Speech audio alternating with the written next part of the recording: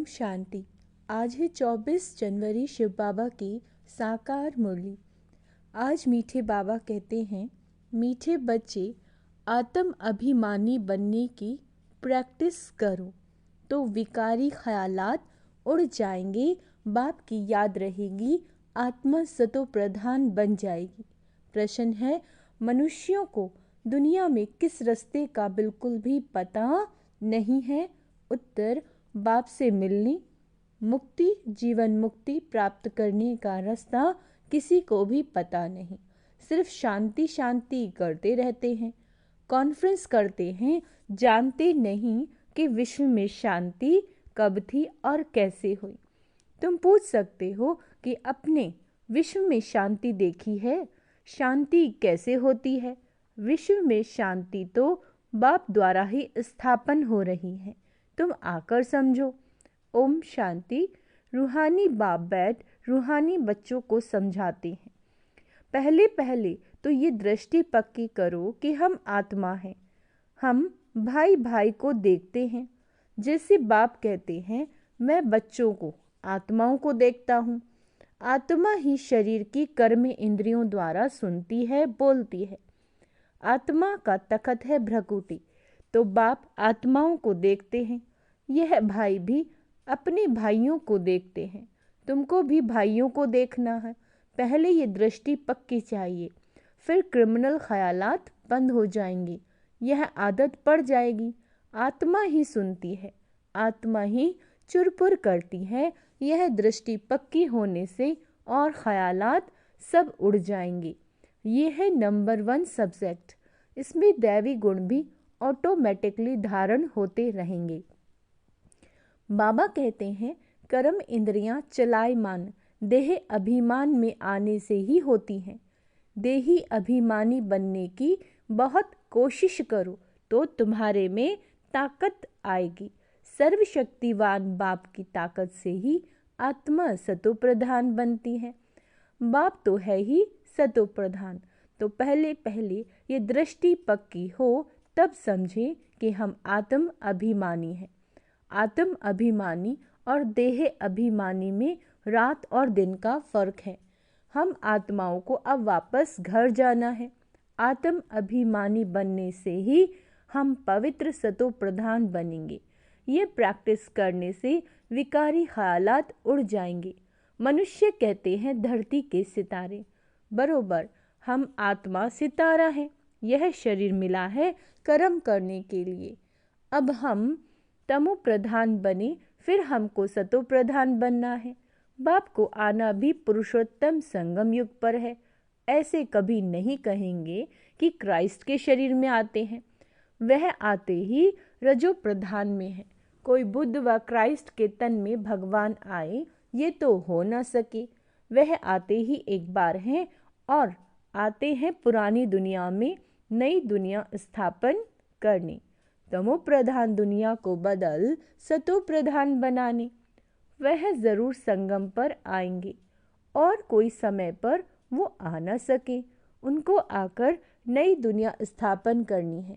उनको कहा जाता है हेवनली गॉड फादर।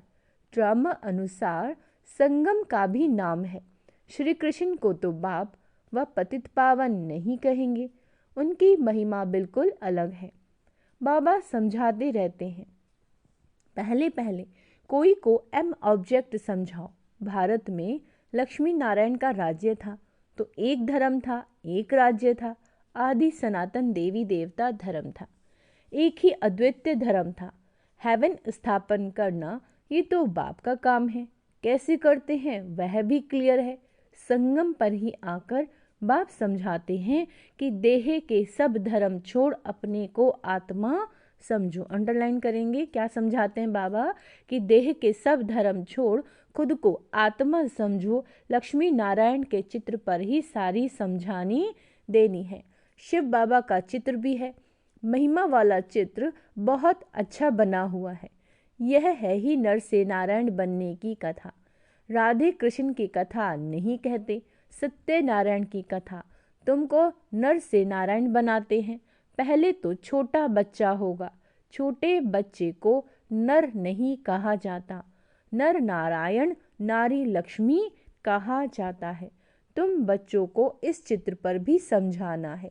सन्यासी तो आदि सनातन देवी देवता धर्म की स्थापना कर न सके। शंकराचार्य तो आते ही हैं रजो प्रधान के समय, वह राजयोग सिखला न सके। बाप आते हैं संगम पर, कहते हैं बहुत जन्मों के अंत के भी जन्म में मैं प्रवेश करता हूँ।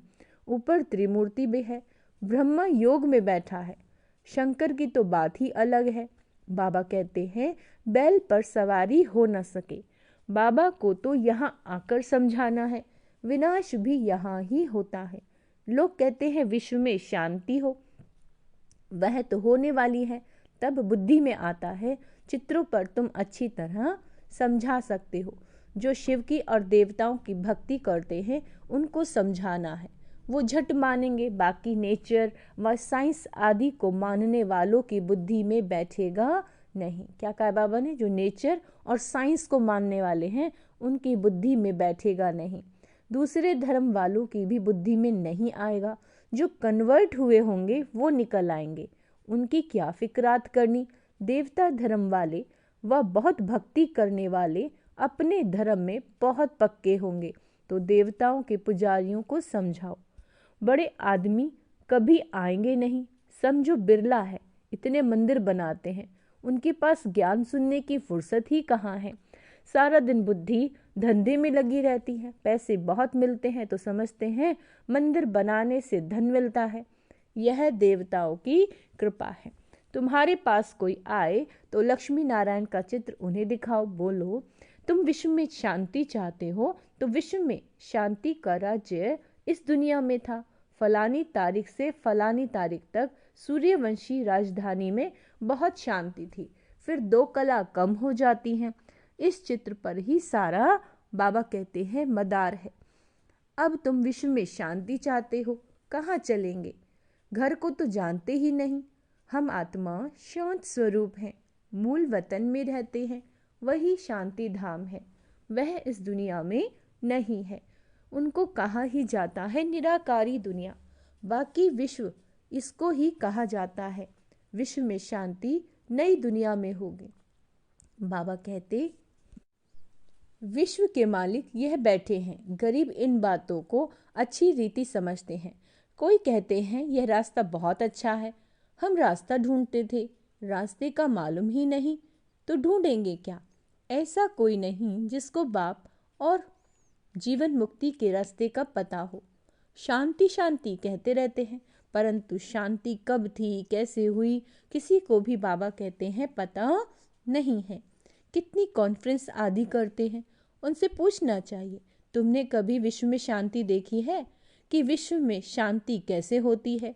तुम प्रजा आपस में मूंझते क्यों हो?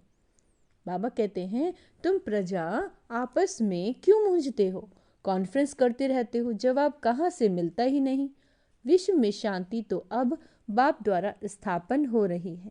तुम कहते हो क्राइस्ट से 3000 वर्ष पहले हेवन था, तो वहाँ ही शांति थी। अगर वहाँ भी अशांति होती तो बाकी शांति कहाँ से मिलेगी? अच्छी तरह से समझाना है। इस समय तो तुमको इतना समय बात करने नहीं देते, क्योंकि अभी उनके सुनने का समय नहीं आया है। सुनने का भी सौभाग्य चाहिए। तुम पद्मा पदम भाग्यशाली बच्चे ही बाप से सुनने के हकदार बनते हो। बाप बिगर और कोई सुना न सके। बाप तुम बच्चों को ही सुनाते हैं। ये है ही रावण राज्य, तो यहाँ शांति कैसे हो सकती है? रावण राज्य में सब पतित। बाबा कहते हैं अच्छी तरह से समझाना है।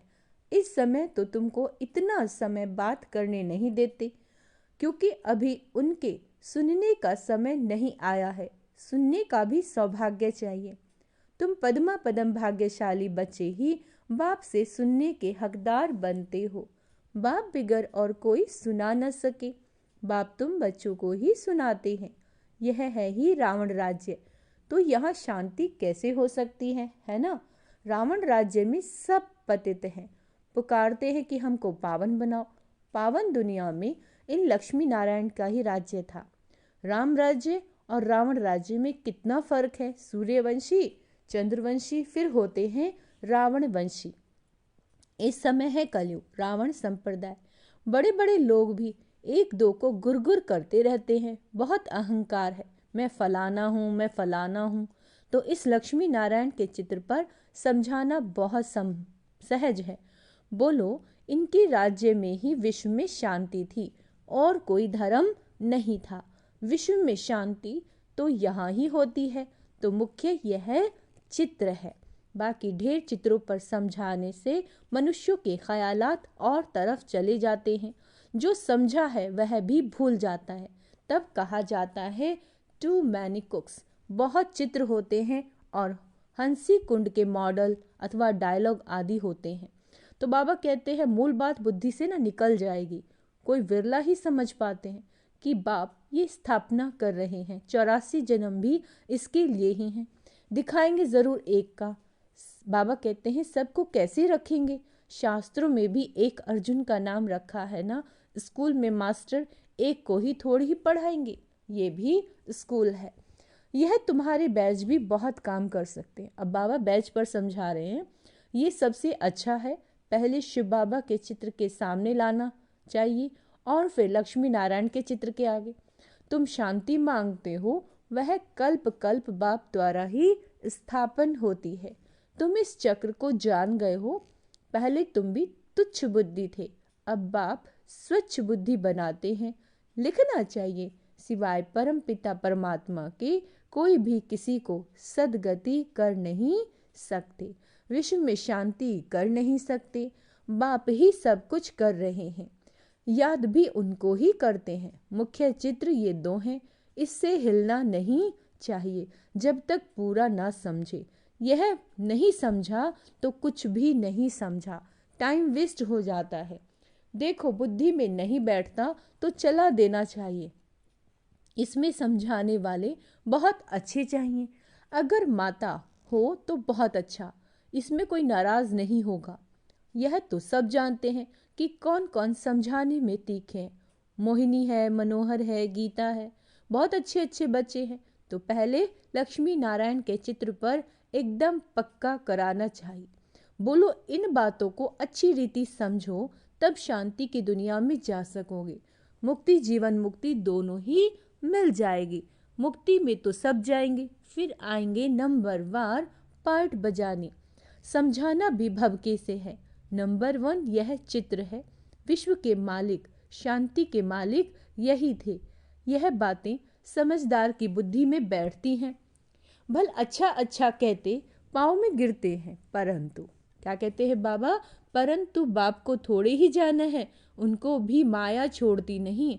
बाप जो इतना उच्च बनाते हैं, उनको भी कितना याद करना चाहिए। इसीलिए बाप कहते हैं, क्या कहते हैं, मुझे याद करो तो तुम्हारे पाप कट जाएंगे, सतो प्रधान बन जाएंगे। यहाँ अंदर आने से खुशी में रोमांच खड़े हो जाने चाहिए।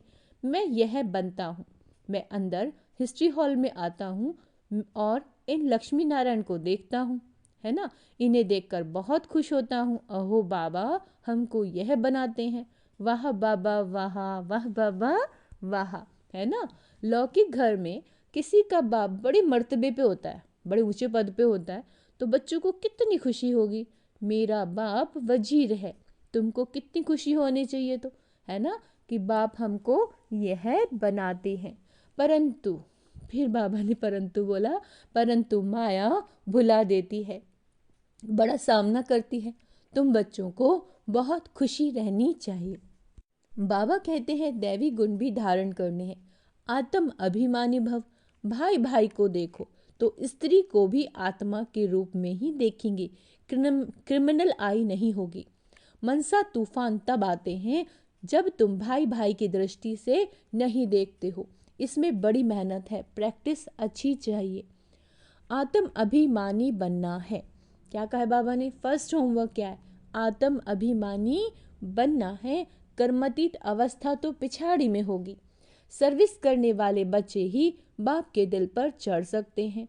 भल देरी से आते हैं, वह भी गैलप कर सकते हैं, तीखे जा सकते हैं। तुम बच्चों ने पहले की हिस्ट्री तो सुनी है कि इन्होंने घर बार कैसे छोड़ा, रात रात में भागे, फिर इतने बच्चों को पाला, इसको कहा जाता है भट्टी।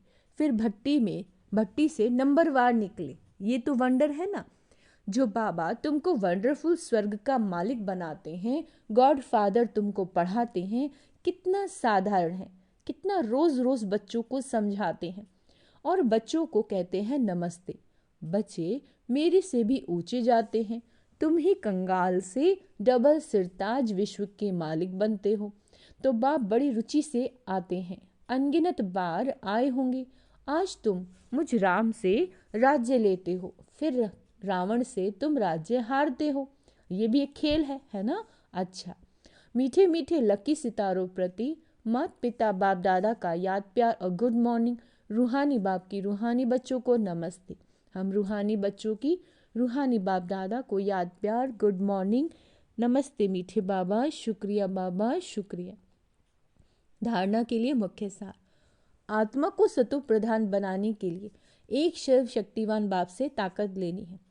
देही अभिमानी बनने का पुरुषार्थ करो। हम आत्मा भाई भाई हैं, ये प्रैक्टिस निरंतर करते रहो। बाप और लक्ष्य यानी लक्ष्मी नारायण के चित्र पर हर एक को विस्तार से समझाओ, बाकी और बातों में टाइम वेस्ट मत करो। वरदान, धरनी, नबस और समय को देख सत्य ज्ञान को प्रत्यक्ष करने वाले नॉलेजफुल भाव। बाप का ये नया ज्ञान सत्य ज्ञान है। इस नए ज्ञान से ही नई दुनिया स्थापन होती है। यह अथॉरिटी और नशा स्वरूप में इमर्ज हो। लेकिन इसका अर्थ ये नहीं कि आते ही किसी को नए ज्ञान की नई बातें सुनाकर कंफ्यूज कर दो, मूंझ दो, है ना। बाबा कहते हैं धरनी, नबस और समय सब देख करके ज्ञान देना है। यह नॉलेजफुल की निशानी है।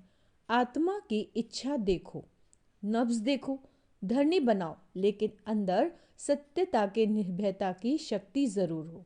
कौन सी शक्ति चाहिए? सत्यता के निर्भयता की शक्ति। तब सत्य ज्ञान को प्रत्यक्ष कर सकेंगे। स्लोगन, मेरा कहना माना छोटी बात को बड़ी बनाना, तेरा कहना माना पहाड़ जैसी बात को रूई बना देना। अव्यक्त साइलेंस द्वारा डबल लाइट फरिश्ता स्थिति का अनुभव करो। जिम्मेवारी को निभाना तो आवश्यक है, लेकिन जितनी बड़ी जिम्मेदारी उतना ही डबल लाइट। जिम्मेवारी निभाते हुए जिम्मेवारी के बोझ से न्यारे रहो। इसको कहते हैं बाप का प्यारा। घबराओ नहीं, क्या करूं, बहुत जिम्मेवारी है, यह करूं व नहीं, ये तो बड़ा मुश्किल है। यह महसूस था, ये फीलिंग अर्थात बोझ है। डबल लाइट अर्थात इससे भी न्यारा, है ना। हर कार्य को क्या समझना है? बाबा का कार्य, बाबा का घर, बाबा का यज्ञ। तो बाबा कहते हैं डबल लाइट अर्थात इससे भी न्यारा। कोई भी जिम्मेवारी के कर्म की हलचल का बोझ न हो। अच्छा, ओम शांति। तो आज का हम स्वमान अभ्यास करेंगे। मैं शिव शक्ति हूँ, नॉलेजफुल आत्मा हूँ। ओम शांति।